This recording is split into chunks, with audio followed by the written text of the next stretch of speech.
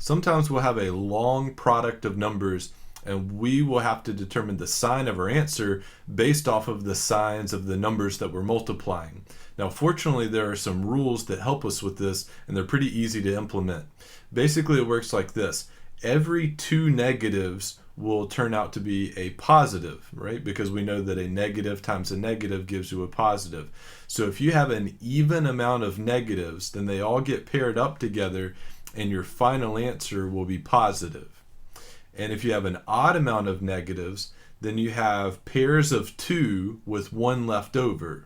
And so if you have an odd amount of negatives, then your final answer will be negative. And so basically what you do is you just multiply the numbers like normal, and then you deal with the sign at the end depending on whether you had an even or odd amount of negatives throughout the long product. Let's look at a couple examples. Our first example, we have 4 times negative 2 times negative 1 times positive 5 times negative 3. For the moment, let's ignore the signs and let's just multiply the numerical values 4, 2, 1, 5, and 3. 4 times 2 is 8. 8 times 1 is 8. 8 times 5 is 40. And 40 times 3 is 120. Now this is either positive 120 or negative. We're not really sure at the moment. So what we do is we look at our product and we see how many negatives we had. We had 3 negatives. So this was an odd amount of negative numbers. I don't really care how many terms I was multiplying. I care how many negatives there were.